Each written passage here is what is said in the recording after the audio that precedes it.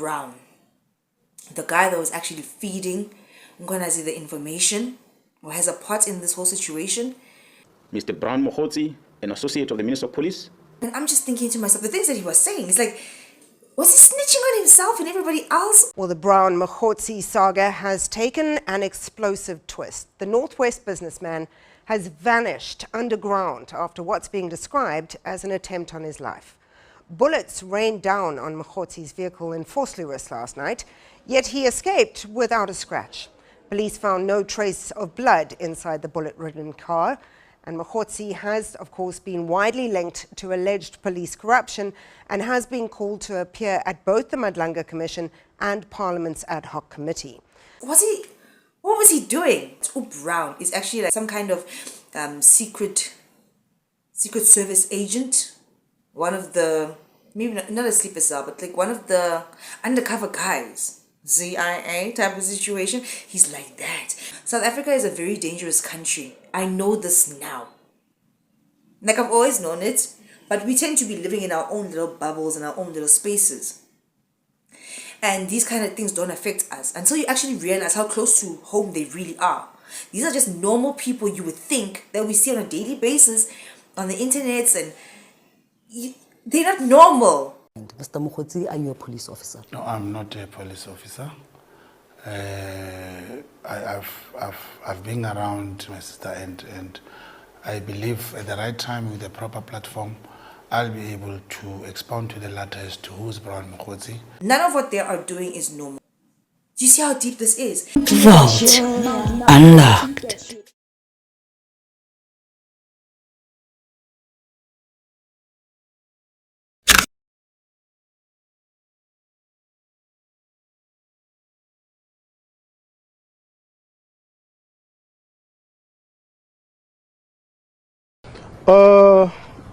It was around 10:15 later.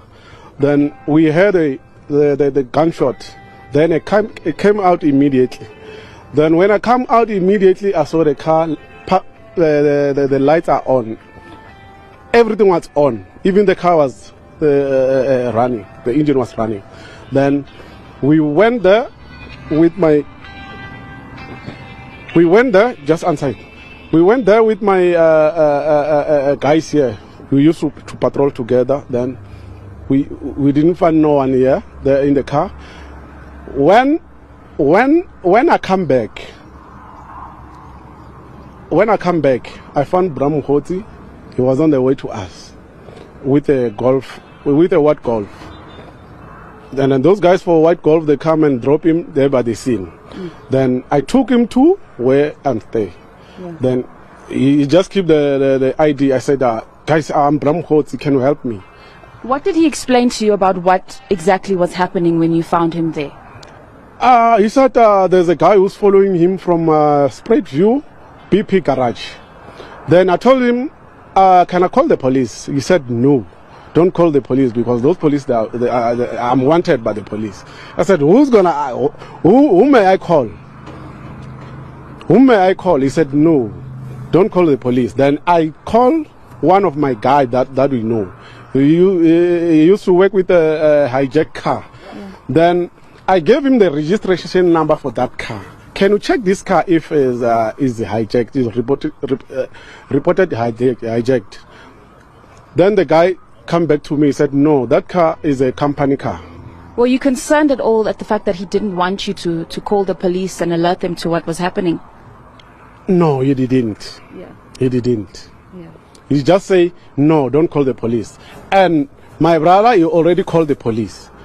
And on that call, he just put me in on the call.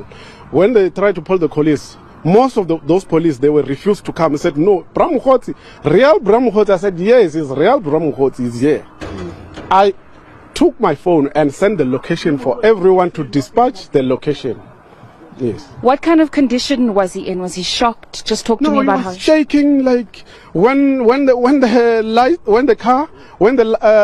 of the car arrived. He just ran to the toilet, just nearby us here. He just ran inside there.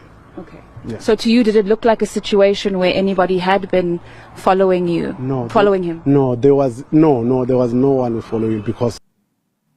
But it messes with your mind. And if you can control the minds of the people, you can control everything. And that's their end game. That's what they're doing. People start to leak into this whole drama when they do, because now you have to cover up. Now you have to kill that person to get that thing. Now it becomes a mess. Now everybody's involved. Why did they bring out Brown Mogotsi all of a sudden? And he's busy saying, I can't speak about who I am and why I have this information, which is alluding to that he's like a secret agent, unless I'm given the proper platform. Why bring him out at all then? Because then, what did he say? Questions are swirling over what really went down last night. Eyewitnesses have painted a different picture of what happened, suggesting that Mogotsi may have pulled the trigger himself. Umnikazi wemoto uyadubula imoto yakhe. Yona le red ise police station manje. Yiyo le yona le. Ifike yama lapho. Akusana enye imoto ifike yama. Yiyo i1.